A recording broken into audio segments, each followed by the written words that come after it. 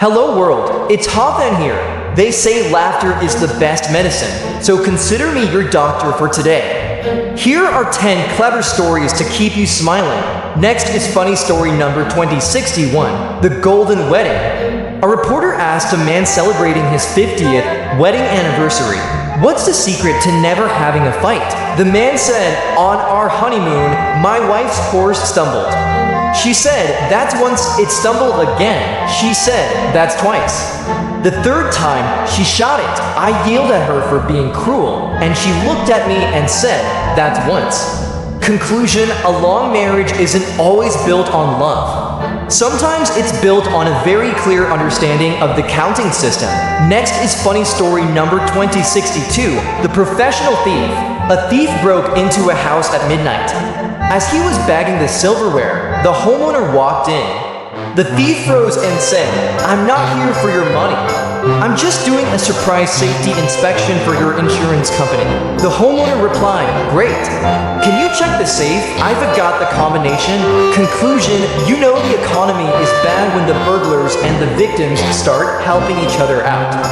Next is funny story number 2063. The polite son. A father told his son, "When Abraham Lincoln was your age, he walked 10 miles to school every day." The son looked at his father and replied, "Well, when Abraham Lincoln was your age, he was the President of the United States." Conclusion: comparison is a dangerous game, especially when your kids know how to use Google. Next is funny story number 2064, the interview logic. A boss told an applicant, "We need someone very responsible for this job." The applicant replied, "Then I'm your man. At my last 3 jobs, every time something went wrong, my boss said I was responsible." Conclusion: he's not lying.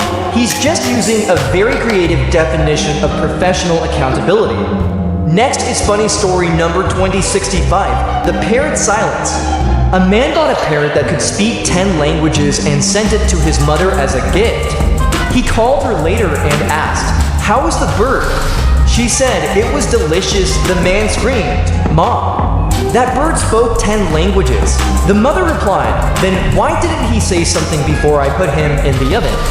Conclusion: being a genius is useless if you don't know when to speak up for your own survival. Next is funny story number 2066, the expensive advice. A man asked a famous lawyer, "Can I ask you 2 questions for $500? The lawyer replied, "Certainly. What is your second question?"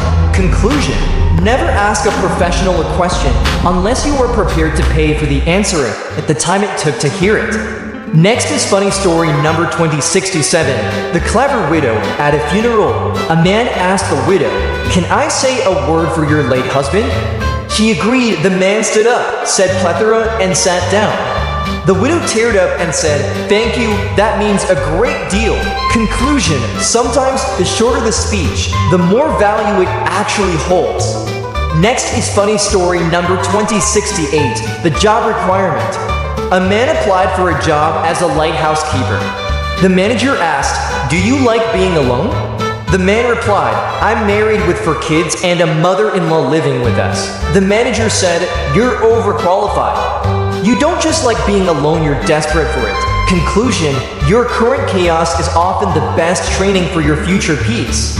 Next is funny story number 2069, the 3 philosophers. 3 philosophers were waiting for a train.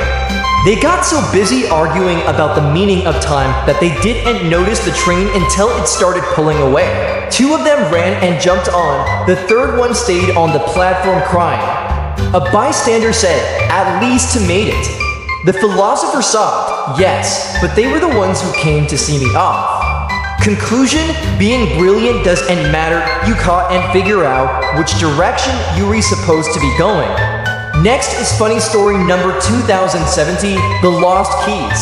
A man was crawling under a street lamp looking for his keys. A neighbor asked, "Did you lose them here?" The man said, "No, I lost them in that dark alley, but the light is much better over here." Conclusion: most people don't look for the truth where it is. They look for it where it's comfortable to find. That brings us to the end of this set.